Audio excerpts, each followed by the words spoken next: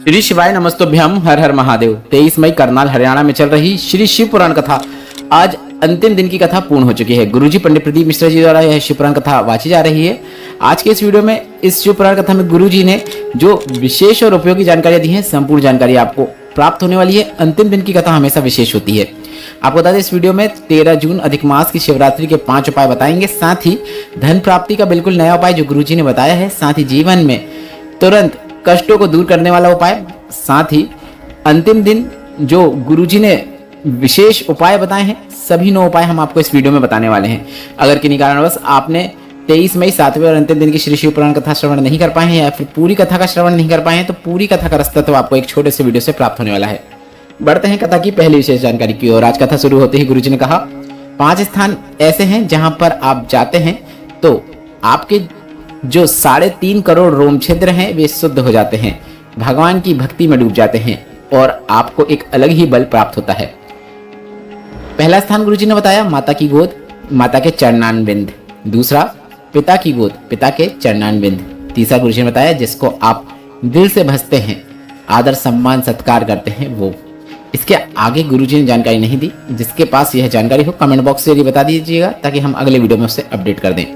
साथ ही गुरुजी ने कहा, 3.5 करोड़ बार अगर हम भगवान का नाम जाप नहीं कर पा रहे हैं, 3.5 करोड़ बार अगर हम भगवान का मंत्र जाप नहीं कर पा रहे हैं, पर माता पिता के पास जाकर उनकी गोद में बैठकर या उनके समीप बैठकर हम भगवान का नाम जाप करते हैं, एक बार भी हम जाप करते हैं तो हमें 3.5 करोड़ बार जाप करने का फल प्राप्त हो जाता है।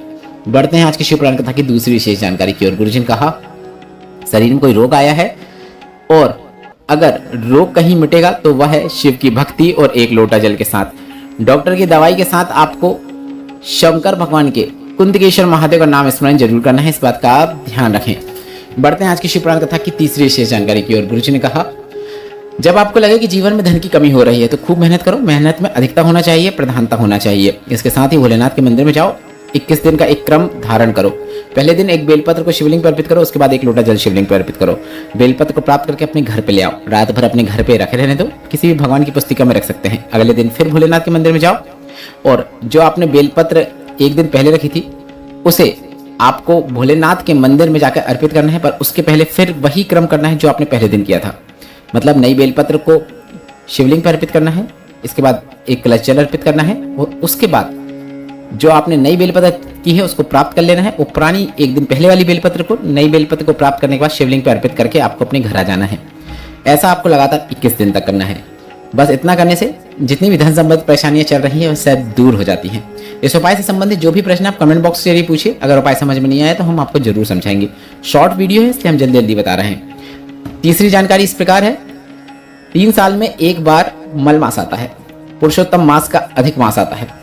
पार्थिव शिवलिंग का आपको गुरुजी पंडित प्रदीप मिश्रा जी ऑनलाइन पूजन अभिषेक करवाएंगे। और गुरुजी ने कहा, अगर आप इस अधिक मास के में जो शिवरात्रि आती है उसमें पार्थिव शिवलिंग का पूजन अर्चन करते हैं तो काया से संबंधित जितनी भी परेशानियां हैं वह सभी दूर हो जाती हैं। पार्थिव शिवलिंग पर एक सफेद पुष्प जरूर अर्पित करें। बढ़ते हैं अगली विशेष जानकारी की ओर। 13 जून ज्येष्ठ मास की अधिक मास की शिवरात्रि है और गुरुजी ऑनलाइन पूजन अभिषेक करवाएंगे, जिसकी सामग्री हमने आपको कल बता दिया था। साथ ही हम आपको बता दें कल भी एक वीडियो आएगा जिसमें हम पूरी जानकारी 13 जून ज्येष्ठ मास के अधिक मास की शिवरात्रि की करेंगे, जिसमें हम आपको संपूर्ण जानकारी देंगे कि पूजन कब होगा, कैसे होगा और पूजन में कौन कौन सी सामग्री होगी, फोटो के माध्यम से समझाएंगे। इसलिए कल या परसों वह वीडियो आएगा, बहुत उपयोगी वीडियो रहेगा, इसलिए आप चैनल के साथ जुड़े रहें। नए हैं तो चैनल को सब्सक्राइब जरूर कर लें और कमेंट बॉक्स में आपको हर हर महादेव हमेशा टाइप करना है वीडियो देखते समय। आपको बता दें, आपको पार्थिव शिवलिंग का निर्माण करना है और उसमें आपको 5 चीजें अर्पित करना है। पार्थिव शिवलिंग का जो गुरुजी पूजन करवाएंगे वह तो करना ही है, पर आपको 5 चीजें जरूर अर्पित करना है। एक है शमी पत्र, घर के सभी सदस्यों को रोग मुक्ति प्राप्त होती है।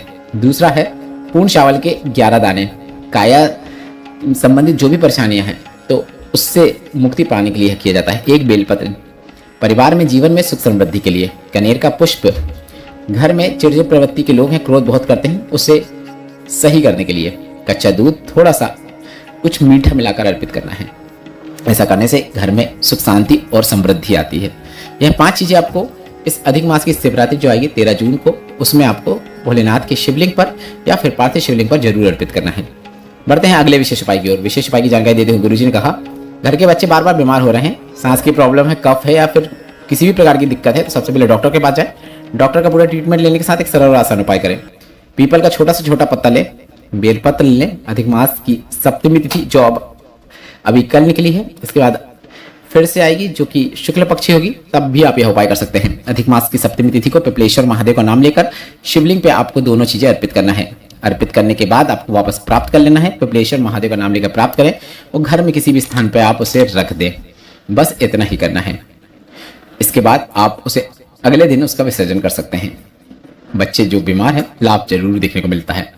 बढ़ते हैं अगली विशेष जानकारी की ओर। गुरुजी ने अधिक मास के भोलेनाथ की कृपा प्राप्त करने के लिए पूरे अधिक मास में एक सरल आसन उपाय करने को कहा है।